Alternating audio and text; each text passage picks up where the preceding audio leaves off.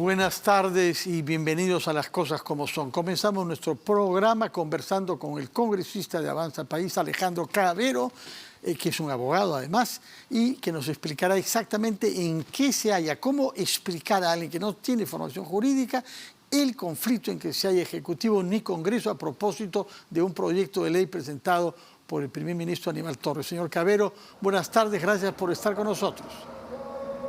Buenas tardes, Fernando, encantado. Explíquenos, por favor, cuál es el aspecto técnico y cuál es el aspecto político que hay tras esta insistencia de Aníbal Torres en presentar un proyecto de ley y sustentarlo ante el Congreso, precisamente sobre la cuestión de confianza.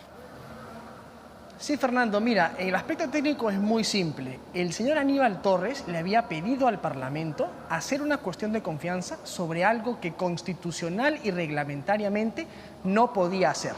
El artículo 86 del reglamento, Fernando, es clarísimo cuando señala que el gobierno no puede hacer cuestión de confianza por competencias exclusivas y excluyentes del Congreso. En este caso, el señor Torres lo que quería era la exoneración de dictamen y la aprobación de la derogación de un proyecto de ley dado por este Congreso y declarado además constitucional, mejor dicho, por el propio Tribunal Constitucional.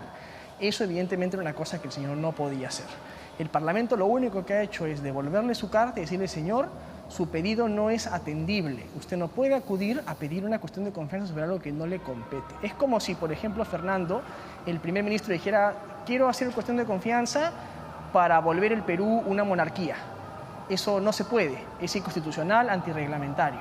Lo único que se hizo fue se le devolvió su papel. Si tú me preguntas la parte política, yo creo que lo que el señor buscaba era un show. O sea, lo que quería era el día de ayer venir al Pleno en medio de su marcha, hacer el teatro de victimización, ¿no? Y que evidentemente él pueda decirle a la OEA, el Congreso no me deja trabajar, el Congreso obstruye el trabajo del Ejecutivo, y victimizarse como lo han hecho hasta ahora. Además, yo lo dije muy claramente, Fernando, desde mi punto de vista, el Premier es en este momento un zombi político. Y lo que le han dicho es, mira, señor, si tú vas a morir y vas a caer en el camino, llévate algo, ¿no? Llévate una bala de plata, busca algo por ahí que te pueda servir. Y creo que eso es lo que él estaba tratando de hacer. Felizmente me parece que el Parlamento ha actuado muy responsablemente, no ha caído en el juego del gobierno, ha utilizado siempre la Constitución y el reglamento en la mano y hemos defendido nuestro fuero. Y en ese camino, Fernando, vamos a seguir. De acuerdo. Dos puntos, sin embargo, quisiera que me aclare uno. ¿Cuáles han sido exactamente los alcances del pronunciamiento del Tribunal Constitucional? Porque hubo votos repartidos, me parece. Explíquenos cuál es la naturaleza de la resolución adoptada en su momento respecto de este tema por el Tribunal Constitucional. Mira, este proyecto de ley por el cual el gobierno quería hacer cuestión de confianza 31355 tenía más de 7 meses en la Comisión de Constitución y recién ahora se les ocurrió hacer cuestión de confianza por el proyecto. Ya ellos, Fernando, en octubre del año pasado, el propio Poder Ejecutivo presidido por Pedro Castillo presentó una demanda de inconstitucionalidad contra esta ley en el Tribunal Constitucional. Perdieron 4-2. 4 votos a favor de la constitucionalidad de la ley y 2 votos en contra. Básicamente porque lo que hace la ley, Fernando, es, en lugar de lo que dice el gobierno, es precisamente esta ley restablece el equilibrio de poderes, porque, por ejemplo, evita que vuelvan a ocurrir cosas como la denegación fáctica que hizo Martín Vizcarra en el pasado, ¿no? O evita, por ejemplo, que se puedan hacer cuestiones de confianza sobre reformas constitucionales, algo que sería una aberración jurídica, tomando en cuenta, por ejemplo, Fernando, que el presidente de la República no está hoy día facultado para poder ni siquiera observar leyes de reforma constitucional. Si no está ni siquiera facultado para observar leyes de reforma constitucional, ¿por qué podría tener la capacidad de hacer cuestión de confianza por las mismas? ¿No? En el fondo, si tú lees la carta que le envía Aníbal Torres al presidente del Congreso, él dice que en el fondo lo que quiere es derogar la ley 31355, la ley que regula la cuestión de confianza, porque lo que quiere Fernando es después poder hacer confianza por otras reformas a la Constitución, entre ellas, por ejemplo, una posible asamblea constituyente, lo cual que desde mi punto de vista sería abrir una puerta, una caja de Pandora nefasta, ¿no? Sin embargo, las cosas son un poquito menos claras de lo que usted dice, porque hubo una primera respuesta adoptada por el presidente José Williams, el del Congreso, que contestó una carta recibida por él diciendo no se puede admitir. Y hubo reproches. de que la decisión sea tomada por él o por la mesa directiva. Y finalmente el tema pasó a la Comisión de Constitución. Quiere decir que la respuesta ha tenido dos etapas diferentes ante dos iniciativas sucesivas, ¿no? Sí, eso no es exacto, Fernando. Te explico. Mira, lo que hizo el presidente Williams fue decirle al señor Torres, el señor Torres lo único que hizo fue mandar una carta al Parlamento diciendo, señores, quiero ir al Pleno a pedir esto, ¿no es cierto? Porque en estricto no hay todavía cuestión de confianza, sí, ¿no? Entonces el presidente del Congreso le dijo al primer ministro, su pedido no es atendible. No hemos declarado ni rechazado ninguna cuestión de confianza. Lo único que se ha dicho es, señor, por cierto que no. Lo que pasa es que la decisión ha sido tomada por una persona y no ha sido sometida a una consulta de la comisión en ese primer momento a una comisión de la que creo que usted es miembro, que es la Comisión de Constitución. Sí. Es que el reglamento del Congreso en su artículo 86, Fernando, establece que la mesa directiva del Congreso puede rechazar de plano cualquier proposición de confianza que, por ejemplo, tenga como finalidad alguna de las cosas que te mencioné hace un momento, una reforma a la Constitución o, por ejemplo, una confianza sobre competencias exclusivas o excluyentes del Congreso. Esas cosas las puede rechazar de plano a la mesa directiva. Cuando no pero ¿está usted seguro que la respuesta a esta primera solicitud fue hecha por la mesa directiva o solo por el presidente Williams? No, yo entiendo que esto ha sido un acuerdo de la mesa directiva. El presidente Williams ha enviado la carta como titular del Parlamento, pero es la mesa directiva la que ha acordado devolverle la carta y decirle, señor, su pedido no puede ser atendido. En función de eso, ojo, cuando ocurran alguna cuestión de confianza por algo que no está en el artículo 86, es en ese momento cuando se envía a la Comisión de Constitución y la Comisión de Constitución da una opinión. Independientemente, Fernando, de lo que ha hecho el presidente del Congreso el día de ayer, la Comisión de Constitución decidió reunirse hoy día y archivar el proyecto, pero no como consecuencia necesariamente de la carta de ayer, sino porque el Parlamento y la Comisión de Constitución tenemos la facultad de poder decidir en qué momento se archiva o no, o se dictamina o no un determinado proyecto de ley. De acuerdo. Entonces usted nos ha aclarado desde su punto de vista este tema, este contencioso, digamos, entre Congreso y Ejecutivo. Y hay otro, es el tema de la denuncia por traición a la patria. Yo quisiera saber si el liberal que usted es, porque eso nos ha dejado claro como su visión del mundo y su visión política, tiene simpatía por el uso de un concepto tan grave y tan asociado a las historias dictatoriales de nuestros países latinoamericanos, si ese concepto le parece a usted razonable que se aplique a algo hecho en el contexto de una declaración periodística. Mira, Fernando, yo lo dije y lo he dicho varias veces. Yo creo que el presidente, digamos, es culpable de traición a la patria. Y no te digo solamente del delito, porque, ojo, el artículo 117 de la Constitución, que establece una serie de infracciones, no todas son tomadas necesariamente como delitos. En realidad, la gran mayoría de ellas, si no todas, son puramente infracciones a la Constitución.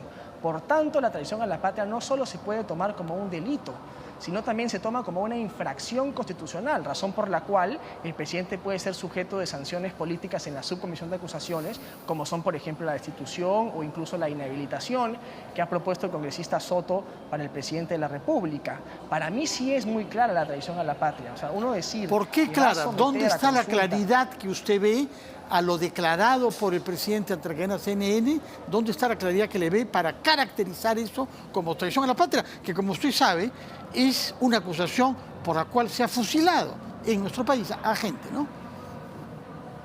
Mira, para mí es clarísimo, Fernando, que decirle a un periodista extranjero, además en un medio internacional, que se le va a consultar la sesión... ¿Qué tiene que ver que sea extranjero? Peruano. ¿Qué cosa cambia para un liberal como usted que uno hable con un peruano o con un extranjero?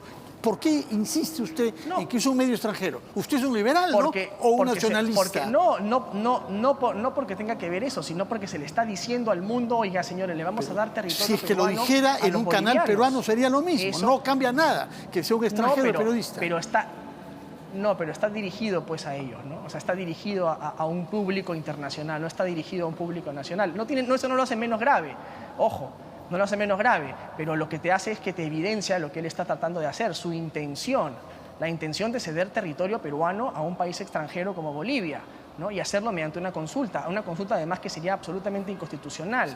Entonces, desde mi punto de vista, eso, viniendo de un jefe de Estado que personifica a la nación, es traición a la patria, Fernando. Y la otra cara del liberalismo es del Estado de Derecho. Y en un país donde no imperia la ley y no imperia el Estado de Derecho, no hay libertad la libertad de uno, Fernando, termina donde comienza el imperio de la ley y el Estado de Derecho. Y si no respetamos eso y nuestros roles constitucionales, ¿no? No podemos vivir en un país que se llame defensor de la libertad. Entonces, el presidente de la República lo que nunca comprendió y no comprende hasta el día de hoy es cuál es su papel como mandatario, su papel como presidente, los roles que él tiene y los límites al poder que le pone el Congreso, la Constitución y los demás poderes del Estado, incluyendo la Fiscalía, el Poder Judicial, entre otros. Y un presidente que no comprende sus límites y hasta dónde es jurídica su actuación, no como persona, porque él no te puede decir, oye, yo opino esto y sabes que he opinado como ciudadano, dice él, ¿no? Yo dije esto como Pedro Castillo. Es un presidente que no comprende dónde está sentado y qué poder ejerce, ¿no? Y esa declaración, desde mi punto de vista, es una traición a la patria clarísima, ¿no? Y lo han juzgado así la mayoría de parlamentarios hoy día, pero Fernando, no muchos constitucionalistas, ¿eh? Hay muchos constitucionalistas que no tienen ninguna simpatía por el régimen, que más bien consideran chocante que hayan liberales que están defendiendo esa tesis. Estoy pensando en Domingo García Belaúnde, Aníbal Quiroga y otros, ¿eh?